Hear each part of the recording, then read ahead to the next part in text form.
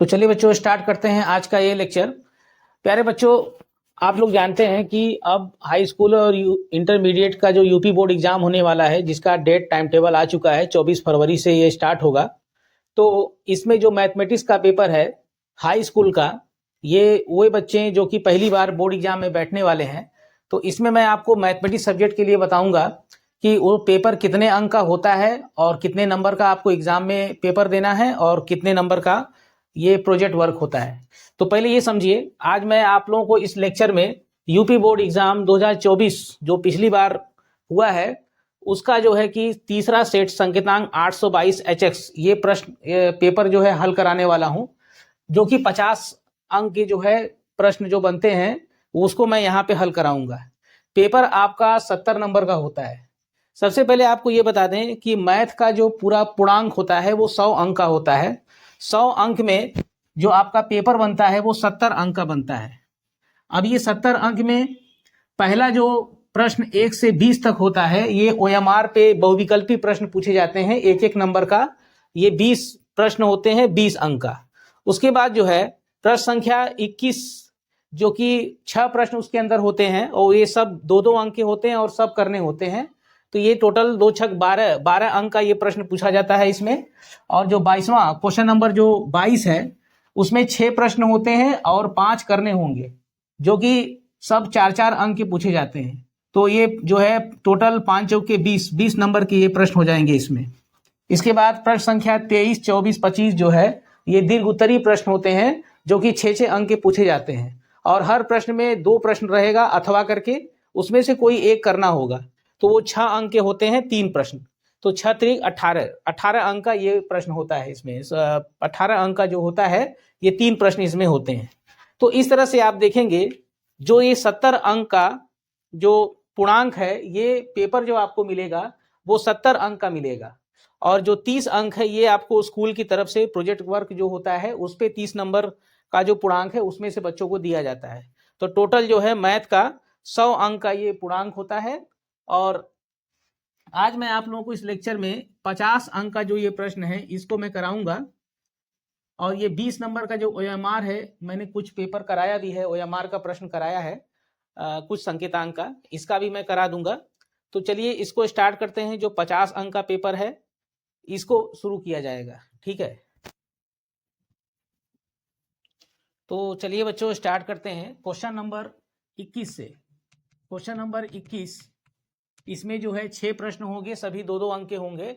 इसका क ये जो है वास्तविक संख्या वाला जो चैप्टर है उसमें ल स म स वाला जो प्रश्न पूछा जाता है वही इसमें दिया हुआ है।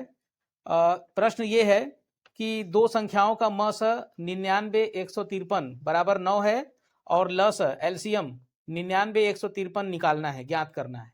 2 अंक का प्रश्न है। तो यहाँ पे जो म स दिया है, म स SCF 99, 153 ये दिया है 9। तो ज्ञात करना है ल स यानी LCM 99, 153 ये ज्ञात करना है। 99 और 153 का म स 9 दिया है, 99 और 153 का ल स ज्ञात करना है। तो कैसे ज्ञात करेंगे? इसके लिए जो सूत्र है वो ये है कि ल स गुणे म स बराबर संख्याओं का गुणनफल, ये होता है इसका सूत्र। तो जब भी कोई दो संख्या का ल स और म स ज्ञात हो तो ये दो संख्याओं का जो गुणा होता है वो इनके गुणनफल के बराबर होता है। तो यहाँ पर जो दिया है उसको रख लेते हैं। ल स ज्ञात करना है तो ल स गुणे म स दिया है 9 बराबर 99 गुणे 153। तो ल स बराबर हो जाएगा 99 गुणे 153 बटे 9 हो जाएगा। अब इसको भाग दे देते हैं, 9 से काटते हैं। 9 एकम 9, 9 एकम 9, 11 का गुणा कर दीजिए। 11 तिया 33, 3 हासिल, 11 पचे 55, 3 58, 5 हासिल, 11 कम 11 5 16, 11 5 16, 1683 जो है इसका आंसर आएगा बच्चों। ये 2 अंक का प्रश्न पहला। इसके बाद आगे बढ़ते हैं, इसका ख देखते हैं। प्रश्न संख्या ख है, यदि 2 कास स्क्वायर 45 माइनस 1 बराबर कास थीटा, तो थीटा का मान ज्ञात कीजिए। दिया हुआ है 2 कास स्क्वायर 45 माइनस 1 बराबर कास थीटा, तो थीटा का मान ज्ञात करना है। तो देखिए यहाँ कॉस 45 का मान आपको पता होना चाहिए। कॉस 45 बराबर होता है 1 बटा कड़ी में 2, यही यहाँ पे रख देते हैं। तो 2 गुणे 1 बटा कड़ी में 2 का स्क्वायर माइनस 1 बराबर कॉस थीटा। तो 2 गुणे इसका वर्ग करेंगे तो 1 बटा 2 माइनस 1 बराबर कॉस थीटा। 2 2 से कट जाएगा तो 1 माइनस 1 बराबर कॉस थीटा, और 1 में से 1 घटाएंगे 0 आएगा, तो कॉस थीटा बराबर 0। अब आपको त्रिकोणमिति सारणी से कॉस कितने अंश का मान जो है 0 होता है, तो कास 90 का मान 0 होता है। कास 90 डिग्री 0 के बराबर होता है, तो यहाँ से थीटा बराबर 90 अंश आ जाएगा। तो थीटा का मान यहाँ पर 90 अंश, ये इसका आंसर हो गया। इसका ग वाला प्रश्न है, बिंदुओं 4y और 12 3 के बीच की दूरी 10 मात्रक है, तो y का मान ज्ञात करना है। दो बिंदु दिया गया है 4 कामा y और दूसरा बिंदु है 12 कामा 3, इसके बीच की दूरी 10 मात्रक है, तो y का मान क्या होगा। तो दूरी का सूत्र लगाएंगे, इनके बीच की दूरी का सूत्र जब लगाएंगे तो फार्मूला होता है under root x1 minus x2 का whole square plus y1 minus y2 का होल स्क्वायर। दूरी कितना दिया है, 10 दिया है। तो यहाँ पे ये पहली बिंदु ये x1 y1 है और ये x2 y2 है, तो यहीं से इसके मान को यहाँ पे रख देते हैं। तो अंडर रूट 4 माइनस 12, ये x1 है ये x2 है, इसका होल स्क्वायर प्लस ये y माइनस 3 का होल स्क्वायर, y माइनस 3 का होल स्क्वायर बराबर 10। दोनों पक्षों का वर्ग कर दीजिए। वर्ग करने पर कर्ण खत्म हो जाएगा। 4 माइनस 12 माइनस 8 का वर्ग प्लस y माइनस 3 का होल वर्ग बराबर इधर 10 का वर्ग हो जाएगा, तो ये 64 आएगा। फिर प्लस इसका होल स्क्वायर खोलेंगे a माइनस बी के होल स्क्वायर से, तो y square minus 6y plus 9 बराबर 10 का वर्ग 100। तो पहले ले लेते हैं y स्क्वायर, फिर माइनस 6y और 64 9 जोड़ेंगे तो 73 आएगा, और 100 इधर लाएंगे पक्षांतर माइनस 100 बराबर 0। तो y स्क्वायर माइनस 6y घटा दीजिए इसमें से, तो माइनस 27 आएगा बराबर 0। अब यहाँ से y का मान निकालना है, तो ये देखिए द्विघात समीकरण है, द्विघात बहुपद है ये, इसका गुणनखंड कर सकते हैं मध्य पद को 2 भाग में बांट करके। तो जो ये 27 है, तो 27 का ऐसा 2 गुणनखंड करें कि घटाने पर 6 आए, ठीक, क्योंकि यहाँ पे माइनस लगा हुआ है, यानी घटाने पे 6 आना चाहिए।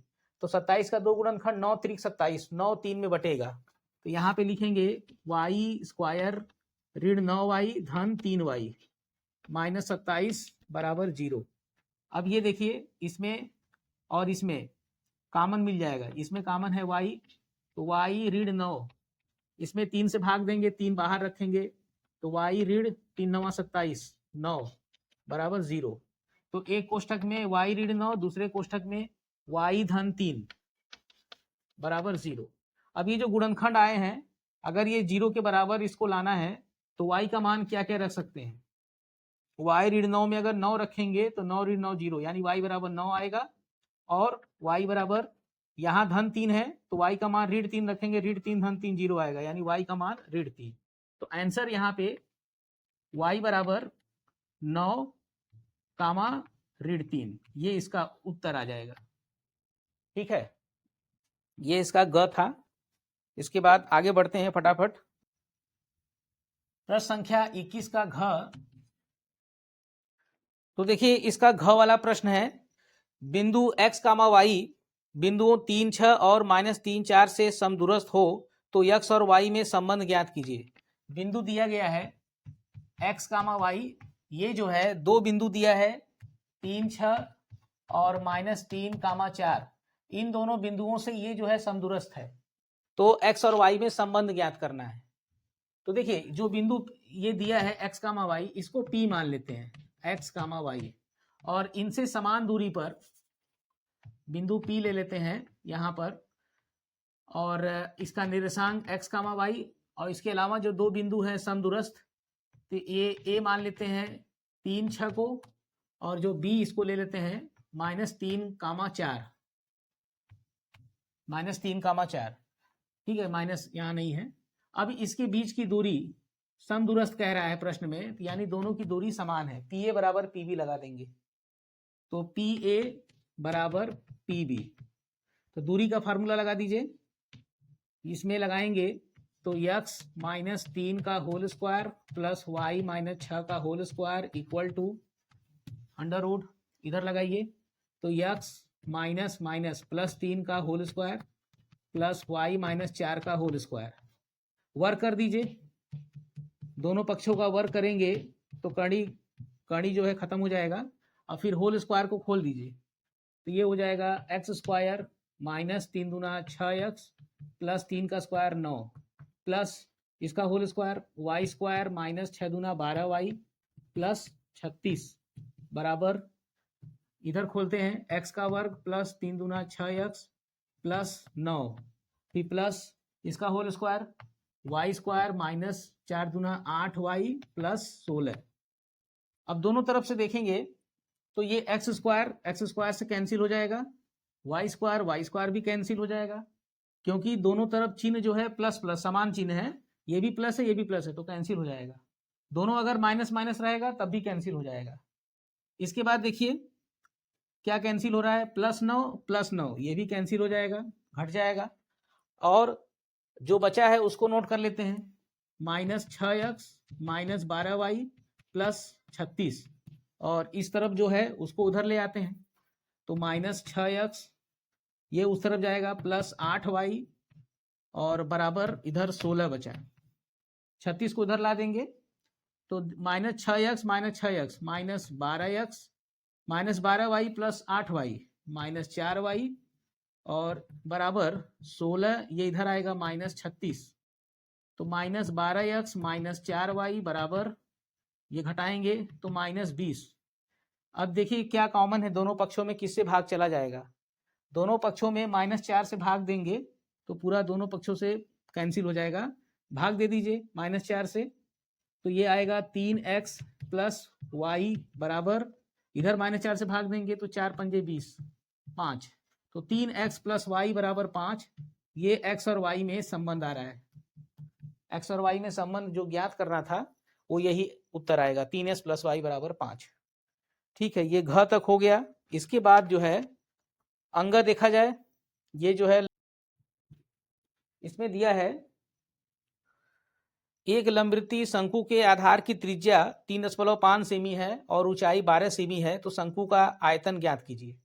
यहाँ पे देखिए शंकु के आधार की त्रिज्या दिया हुआ है, ये इसका अंग वाला प्रश्न है, शंकु के आधार की त्रिज्या को किससे दिखाते हैं, r से, r बराबर दिया है 3.5 सेमी, और इसको भिन्न में लिखेंगे 7/2 सेमी। ऊंचाई दिया हुआ है h बराबर 12 सेमी, ऊंचाई h दिखाते हैं, दिया है 12 सेमी। तो शंकु का आयतन ज्ञात कीजिए, तो शंकु का आयतन भी से दिखाते हैं, ये सूत्र होता है 1/3 पाई r² h, तो पाई का मान 22/7 रखेंगे, क्वेश्चन में नहीं कह रहा है लेकिन आप रखिएगा इसको, क्योंकि ये 7 दिया है तो कट भी जाएगा, तो 1/3 22/7 r² है, तो जो r है 7/2, इसको 2 बार लिखेंगे, 7/2 गुणे 7/2 गुणे h का मान 12। अब यहाँ से देखिए ये 7 से भाग चला जाएगा, और ये 3 दूना 6 दूना 12, ये पूरा 12 जो है 12 से कट जाएगा, तो बचा हमारा 22 गुणे 7, गुणा करेंगे तो 22 सत्ते 154 सेमी स्क्वायर, 154 सेमी स्क्वायर, ये शंकु का आयतन आ गया, यही पूछा जा रहा था प्रश्न में। ठीक, इसके बाद च वाला देखते हैं, जो इसका 6वां वाला क्वेश्चन है, ये जो है सांख्यिकी वाले चैप्टर से लिया गया है। सांख्यिकी में जिसमें माध्य, माध्यिका और बहुलक पढ़ना होता है, तो इसमें माध्य ज्ञात करना है। निम्न सारणी से माध्य ज्ञात कीजिए। सारणी जो दिया है, ये दिया है एक तरफ वर्ग अंतराल और दूसरी तरफ दिया है बारंबारता। वर्ग अंतराल दिया हुआ है 0 से 10, 10 से 20, 20 से 30, 30 से 40, 40 से 50 और बारंबारता में दिया है 3, 10, 11, 9, 7। तो इस आंकड़े का माध्य ज्ञात करना है। माध्य मतलब समांतर माध्य निकालना है। तो जब माध्य निकालना होता है तो आगे एक लाइन अगला कॉलम बनाते हैं, मध्य बिंदु। जो ये वर्गंतराल है इससे मध्य बिंदु निकालते हैं। मध्य बिंदु को x से दिखाते हैं या xi कहते हैं और बारंबारता को यफ से दिखाते हैं fi। तो अब ये मध्य बिंदु निकालते कैसे हैं? इसकी जो दोनों लिमिट है, दोनों सीमा को जोड़ के 2 से भाग दे दीजिएगा। तो जोड़ दीजिए 0, 10, 10, 10 का आधा 5 हो जाएगा। ऐसे ही इसको जोड़ के आधा करिए, 20, 10, 30 का आधा 15, 20, 30, 50 का आधा 25। अभी देख रहे हैं 10, 10 बढ़ रहा है तो 25, 10, 35, 35, 10, 45। ये आ जाएगा मध्य बिंदु। फिर अगला कॉलम बनाते हैं इन दोनों का गुणनफल, यानी fi इंटू xi, दोनों गुणा कर देते हैं। तो गुणा करिए, 5 तिहाई 15, 15 दहा में 150, 150, 25 का 11 से गुणा करिए तो 25 से कम 25 की 5 हासिल है 2, 25 कम 25 2 27। फिर 35 का 9 से गुणा, 9 पचे 45, 4 9 3 27, 4 31। 7 से गुणा, 7 पचे 35 की 5 हासिल आया 3, 7 चौक 28, 3 31। अब ये जो कॉलम तैयार हुआ है इसको जोड़ देंगे और बारंबारता वालों को भी जोड़ा जाता है। तो जब बारंबारता को जोड़ेंगे तो सिग्मा निशान लगाते हैं। सिग्मा जो यफ है, यफ आई सिग्मा के साथ, तो इसको जोड़ देते हैं। तो 10 3 13, 13 11 24, 24 9 33, 7 40 आ रहा है।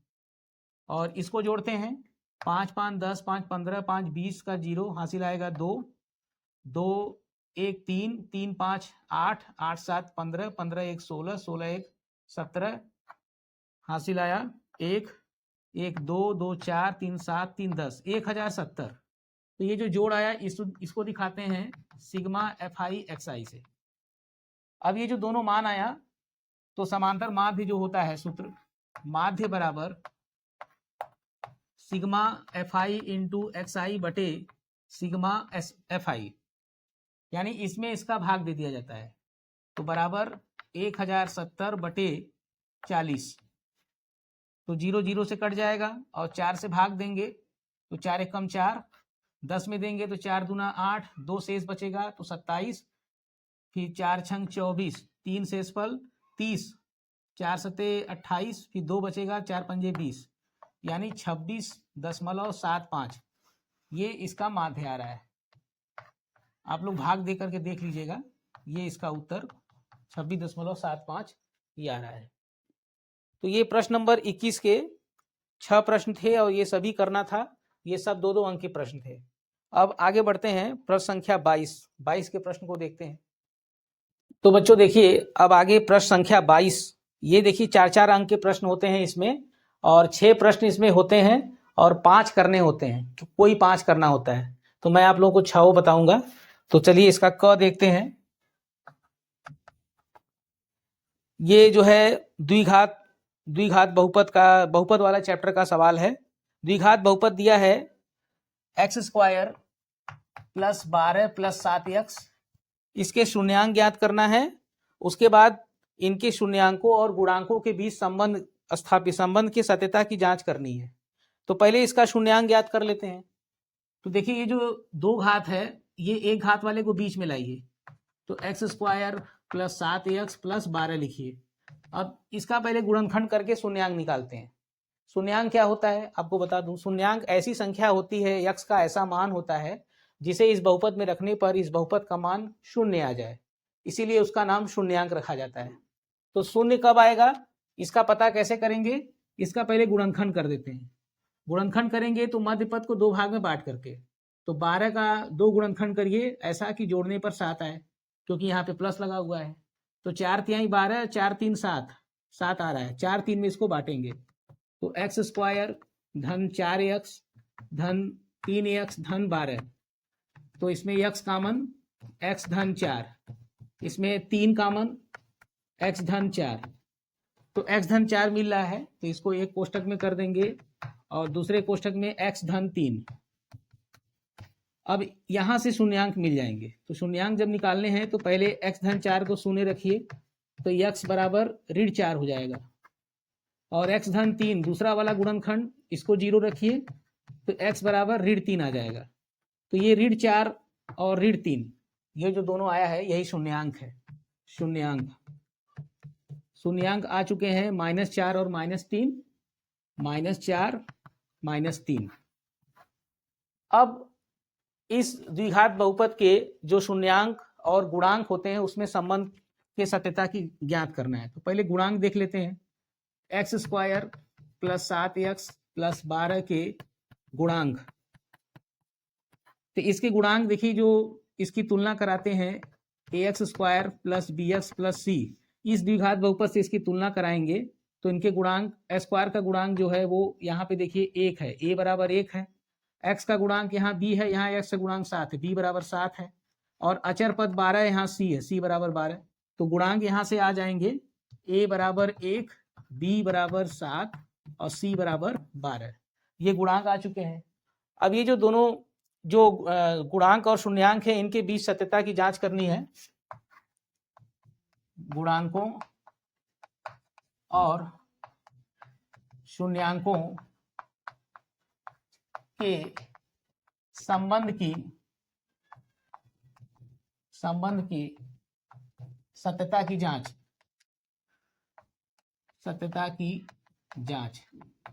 देखिए यहाँ पे दो संबंध होते हैं। पहला होता है शून्यांकों का योग,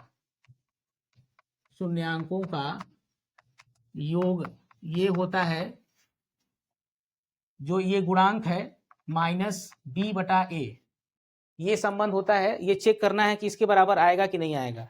तो शून्यांकों का योग, शून्यांक ले लीजिए, तो -4 प्लस -3 बराबर -b, 7 है और a का मान 1 है, तो -4 -3 -7 और इधर -7/1 -7 बराबर -7, यानी ये जो संबंध है ये हमारा सत्यता की जांच हो गई। दूसरा इसका संबंध होता है शून्यांकों का गुणन जो है ये c/a के बराबर होता है। तो जो शून्यांक है, शून्यांकों का गुणन, शून्यांक ले लीजिए, इसका गुणा करिए, -4 गुणे -3 बराबर c 12 है और a का मान 1 है, और ये गुणा करिए, तो गुणा करेंगे तो ये 12 आएगा और इधर भी 12 है, तो 12 बराबर 12 ये भी आ रहा है, यानी ये भी संबंध की जांच हो गई। तो दोनों हमारा ये सत्य हो गया। तो जब दोनों सत्य हो गया यही आपको चेक करना था। तो इस तरह से शून्यांक निकालने थे, संबंध की सत्यता की जांच करनी थी। एक आंसर यहाँ बना और ये चेक करना था। 4 नंबर का प्रश्न है, इसका योग क है। आइए अब इसके आगे बढ़ते हैं। क के बाद ख वाला प्रश्न। तो बच्चों देखिए इसका ख वाला प्रश्न है, दो संख्याओं के वर्गों का अंतर 180 है, छोटी संख्या का वर्ग बड़ी संख्या का 8 गुना है, दोनों संख्याएं ज्ञात कीजिए। देखिए यहाँ पे दो संख्याएं हैं और उनके वर्गों का अंतर 180 दिया है और छोटी संख्या का वर्ग जो है बड़ी संख्या का 8 गुना है, तो दोनों संख्याएं ज्ञात कीजिए। तो दोनों संख्या में x और y पहले मान लेते हैं, छोटी बड़ी मानेंगे, तो माना बड़ी संख्या x, छोटी संख्या बराबर y, ऐसे मान लेंगे। अब इनके वर्गों का अंतर 180 दिया है, वर्गों का अंतर बराबर 180, तो बड़े का वर्ग माइनस छोटे का वर्ग, यानी x का वर्ग माइनस y का वर्ग बराबर 180। यहां से नंबर 1 कर लेते हैं।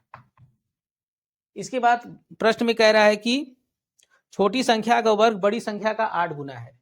जो छोटी संख्या है, छोटी संख्या, इसका वर्ग बड़ी संख्या का 8 गुना, 8 गुना है बड़ी संख्या। तो छोटी संख्या आपने y माना है तो y का वर्ग हो जाएगा बराबर 8 इंटू बड़ी संख्या x है, यहाँ x रख देंगे तो वाई स्क्वायर बराबर 8x। इसको समीकरण नंबर 1 में रख देते हैं। वाई स्क्वायर बराबर 8x, समीकरण 2 मान लेते हैं इसको। समीकरण 1 में रखने पर 1 में रख देते हैं। देखिए जो वाई स्क्वायर है वो यहाँ आया हुआ है, इसी में रख देंगे तो एक्स स्क्वायर ऋण वाई स्क्वायर का मान 8x बराबर 180। अब 180 इधर कर पक्षांतर कर दीजिए तो x square minus 8x minus 180 बराबर 0। ये द्विघात समीकरण आ गया। तो इसको हल करना है, बहुपद जो दिया है ये इसका गुणनखंड करके हल करेंगे। तो कैसे गुणनखंड करेंगे? ये 180 को देखो, 180 का ऐसा 2 गुणनखंड बनाओ ताकि घटाने पर 8 आए। तो 180 का 2 गुणनखंड 18 और 10, 18 धाम में 180 होगा और 18 में से 10 घटाएंगे तो 8 आएगा। तो एक्स स्क्वायर ऋण 18x धन 10x ऋण 180 बराबर 0। ऋण 18x धन 10x ऋण 8x आएगा यहाँ। अब ये 1 2 3 4 तो इतने में और इतने में जोड़ा बना के उभयनिष्ठ कॉमन करिए, यक्स कॉमन हो जाएगा तो यक्स ऋण 18 धन इसमें 10 का भाग जाएगा, 10 बाहर कर दीजिए तो यक्स ऋण 18 धाम 180, 18 बचेगा बराबर 0। तो एक कोष्ठक में x ऋण 18, दूसरे कोष्ठक में x धन 10 बराबर 0। अब इसमें एक एक करके 0 रखेंगे तो x ऋण 18 बराबर 0 से x बराबर 18 आएगा, x धन 10 बराबर 0 से x बराबर ऋण 10। तो कौन सा इसमें से लेंगे? संख्या जो लेनी है हमें धन में लेनी है, क्योंकि अगर आप ऋण 10 रखोगे यहाँ पर x का मान ऋण 10 रखेंगे तो 8 गुणे ऋण 10 ऋण 80, वाई स्क्वायर बराबर ऋण 80, तो y जो है वास्तविक संख्या नहीं आएगा तो इसलिए ऋण वाला नहीं लेंगे, इसको जो है नहीं लेंगे, x बराबर 18। तो समीकरण 2 से वाई स्क्वायर बराबर 8 गुणे x का मान 18 रख देंगे तो वाई स्क्वायर बराबर 18 अट्ठे 144, 144 किसका वर्ग है? 12 का वर्ग है तो स्क्वायर हटा दो तो y बराबर 12 और x बराबर 18। यानी बड़ी संख्या को आपने x माना था वो आया है 18 और छोटी संख्या को y माने थे ये आया है 12। ये इसका उत्तर आ गया। ठीक है, ये जो प्रश्न था ये इसका ख था, 22वें का ख। ठीक है, आगे बढ़ते हैं। क वाला प्रश्न देखते हैं बच्चों। एक एक करके सारे प्रश्नों को हल कराए जाएंगे।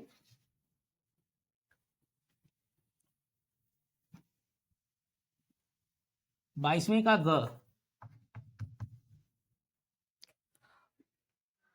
देखिए ये जो है वृत्त की स्पर्श रेखा वाले अध्याय से लिया गया है। वृत्त की स्पर्श रेखा का सिद्ध कीजिए कि किसी बाह्य बिंदु से किसी वृत्त पर खींची गई 2 स्पर्श रेखाओं के बीच का कोण स्पर्श बिंदुओं को मिलाने वाले रेखाखंड द्वारा केंद्र पर अंतरित कोण का संपूरक होता है। देखिए यहाँ पे प्रश्न को समझिए। एक वृत्त है, उस पे बाह्य बिंदु से 2 स्पर्श रेखाएं खींचा जाएगा। मान लेते हैं कि ये एक वृत्त है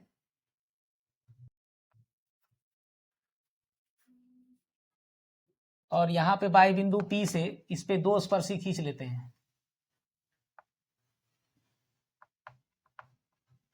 PA PB और केंद्र इसका O है तो केंद्र को स्पर्श बिंदु से रेखा मिला देते हैं। ठीक है, तो यहाँ एक कोण बन रहा है और एक कोण यहाँ बन रहा है। तो प्रश्न में कह रहा है कि बाह्य बिंदु से वृत्त पर खींची गई 2 स्पर्श रेखाओं के बीच का कोण जो है स्पर्श बिंदुओं को केंद्र से मिलाने वाली रेखा केंद्र पर जो है जो कोण अंतरित हो रहा है वो उसका संपूरक होता है। यानी ये कोण इसका संपूरक होता है, यानी इनका और इनका योगफल 180 होगा। संपूरक कोण की परिभाषा ही है कि ऐसे 2 कोण जिनका योगफल 180 हो वो आपस में संपूरक कोण कहलाते हैं। यानी हमें दिखाना है कोण AOB प्लस कोण APB बराबर 180 अंश, ये दिखाना है, ये सिद्ध करना है। तो कैसे सिद्ध होगा, चलिए इसको देखते हैं। बहुत आसान है, बस आपको एक चीज पता होना चाहिए, किसी वृत्त के केंद्र से स्पर्श बिंदु पर मिलाने वाली जो त्रिज्या होती है ये स्पर्श रेखा पर लंबवत होती है। ऐसे ही ये भी जो त्रिज्या है ये दूसरी वाली स्पर्श रेखा पर ये भी लंबवत होती है। ये जो है एक प्रमेय है और ये 90 अंश पे होता भी है। तो यही चीज यहाँ पे लिखना है। तो पहले यहाँ लिखेंगे, माना O केंद्र के वृत्त के वाय बिंदु P से वृत्त पर दो स्पर्श रेखाएं PA और PB खींची गई है। ये मैंने इतना लिख दिया, 4 नंबर का प्रश्न है, लिखना पड़ेगा थोड़ा। खींचने के बाद क्योंकि OA जो त्रिज्या है ये लंब होता है AP पर और OB जो त्रिज्या है ये लंब होता है BP पर,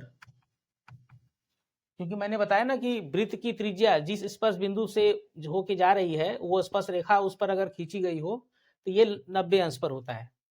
वृत्त की त्रिज्या और स्पर्शी परस्पर लंबवत होते हैं, यानी कि कोण A जो बन रहा है ये 90 अंश बनेगा, कोण B जो बन रहा है वो भी 90 अंश बनेगा। इसके बाद देखिए ये एक 4 भुजाओं से घिरा हुआ चतुर्भुज है। तो यहाँ पे चतुर्भुज AOBP में चतुर्भुज AOBP जो बन रहा है इसके चारों कोणों अंतः कोणों का योगफल 360 होता है। चारों अंतः कोणों का योगफल 360, यानी कोण A धन कोण B धन कोण AOB धन कोण APB, चारों कोणों का योगफल 360। चित्र में देखिए कोण A धन कोण B धन कोण AOB धन कोण APB, ये चारों कोणों का योगफल 360 होता है।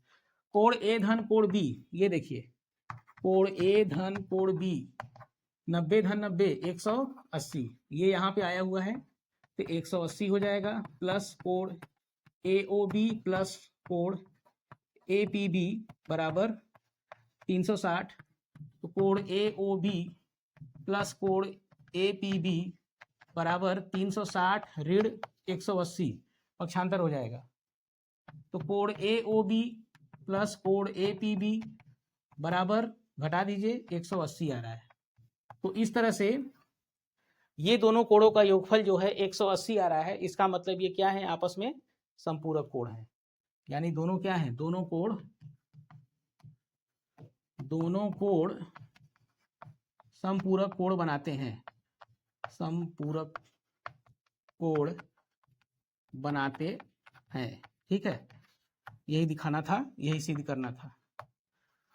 जब दोनों का योगफल 180 है यानी ये दोनों कोण जो है संपूरक बना रहे।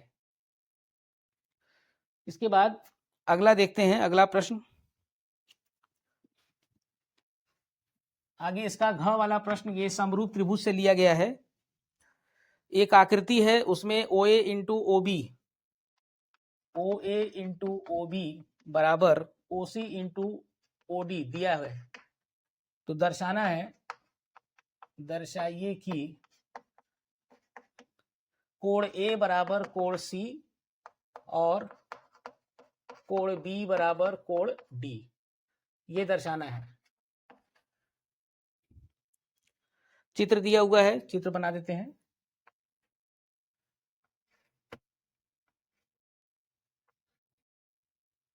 ये AB और ये है CD, ये O पर काट रहे हैं, ये चित्र दिया हुआ है। तो देखिए बच्चों, इसमें ये दर्शाना है कोण A वाला कोण C के बराबर, कोण D वाला कोण B के बराबर दिखाना है। तो यहाँ पे देखिए दो त्रिभुज बन रहा है, दो त्रिभुज AOD और त्रिभुज BOC में ये कोण इसके बराबर होगा शीर्षाभिमुख कोण, यानी कोण AOD बराबर कोण BOC शीर्षाभिमुख कोण से,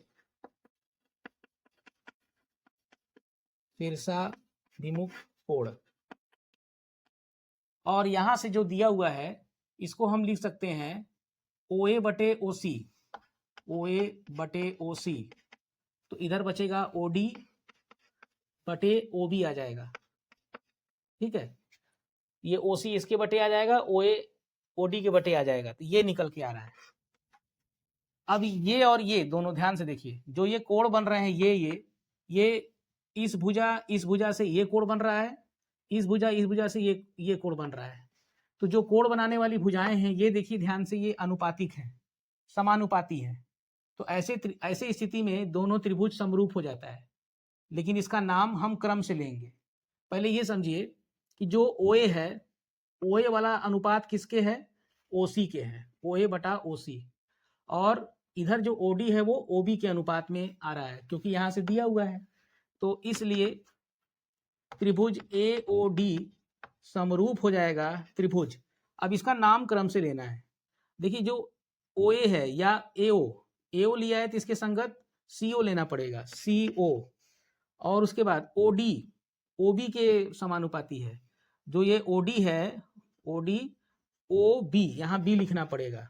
नाम क्रम से लिखना बहुत जरूरी है। तो ये जो है समरूप हो गया, क्योंकि ये नियम होता है। अब ये जैसे ही समरूप हुआ तो इनके संगत कोण, कोण A कोण C के बराबर हो जाएगा। कोण A बराबर कोण C, कोण O ये शीर्षाभिमुख पहले से ही था, बराबर होता भी है। फिर और क्या बचा, कोण D बराबर कोण B, कोण D बराबर कोण B, या इसको लिख सकते हैं कोण B बराबर कोण D भी लिख सकते हैं इसको। तो ये दोनों जो प्रूफ करना था, सिद्ध करना था, ये हमारा सिद्ध हो गया। बहुत छोटा सा सवाल है, कंडीशन जो दिया है उससे जो अनुपात निकल के आ रहा है और जो ये कोण है शीर्षाभिमुख कोण, ये आपस में बराबर होता है, तो इसलिए ये दोनों त्रिभुज क्या हो जाएंगे, समरूप हो जाएंगे। समरूप जब आप नाम रखेंगे तो क्रम से नाम रखिएगा। AOD समरूप, BOC नहीं COB लिखेंगे, COB। क्यों, क्योंकि AO का अनुपात CO से है, AO का अनुपात CO से, और OD का अनुपात OB से, OD का अनुपात OB से है। तो ऐसी स्थिति में कोण A का संगत कोण C बराबर होगा, कोण D का संगत कोण B हो जाएगा। ये हमारा सिद्ध हो जाएगा। ये घ था। इसके बाद दो क्वेश्चन नंबर 22 का अंग, ये प्रायिकता वाले अध्याय से लिया गया है। प्रायिकता का सवाल है, बहुत ही इंपॉर्टेंट और इंटरेस्टिंग सवाल है। ताश को अच्छी तरह से फेंटी गई 52 पत्तों की एक गड्डी में से एक पत्ता यदृच्छा निकाला जाता है। इसकी क्या प्रायिकता है कि निकाला गया पत्ता पहला बादशाह होगा, दूसरा बादशाह नहीं होगा। ताश की 52 पत्ते हैं, उसमें से एक पत्ता कोई भी निकाला जा रहा है यदृच्छा, तो इस बात की क्या प्रायिकता है कि वह पत्ता बादशाह का होगा। देखिए ताश के 52 पत्तों में बादशाह कुल 4 होते हैं। ताश के 52 पत्तों में 4 पत्ते बादशाह के होते हैं, ठीक है, बादशाह के होते हैं, ठीक है। इसमें से एक पत्ता यदृच्छा निकाला जाता है, इसमें से एक पत्ता यदृच्छा निकाला जाता है, निकाला जाता है, ठीक है। तो जब एक पत्ता निकाला जा रहा है तो उसके बादशाह होने की, पहला क्या पूछ रहा है, उस पत्ते का बादशाह होने की प्रायिकता, उस पत्ते का बादशाह होने की प्रायिकता। तो बादशाह कितने हैं उसमें, 4 हैं, और टोटल कितने हैं, 52 है, तो 4/52 हो जाएगा, 4/52। तो टोटल जो बादशाह का पत्ता है उसमें टोटल पत्ते 52 से भाग दे देंगे, तो 4/52 काटेंगे तो 1/13 उत्तर आएगा, 1/13। दूसरा में क्या पूछ रहा है, ये देखिए इसका A वाला पार्ट था।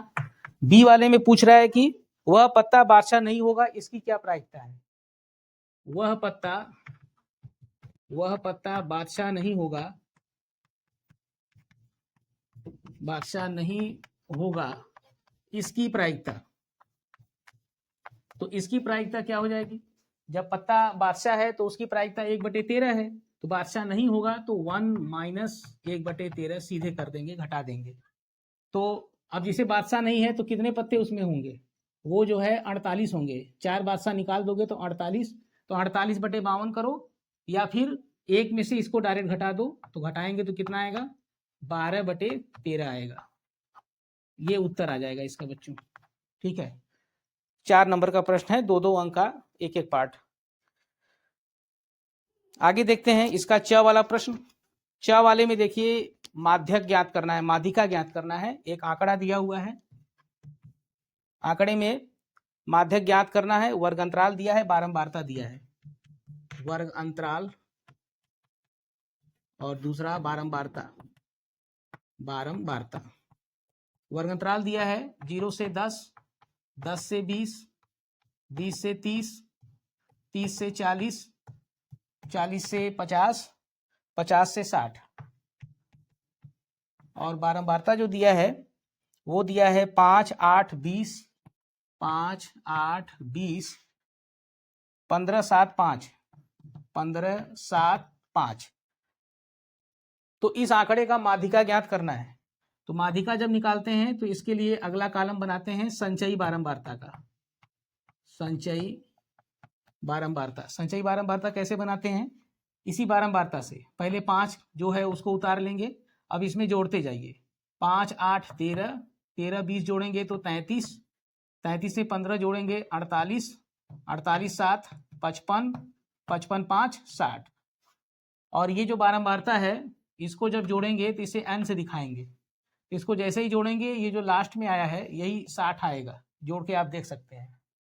अब इसके बाद क्या करेंगे, जो योग आया है n/2 यहां से निकाल लेते हैं। n/2 यानी 60/2, 30 आएगा। अब ये जो 30 अंक आया है ये संचयी बारंबारता में देखेंगे कि किसके पास जाएगा। तो 5 है, 13 है, फिर 33 है। तो 13 में तो 30 नहीं आएगा, 13 के बाद 33 के अंदर 30 आएगा।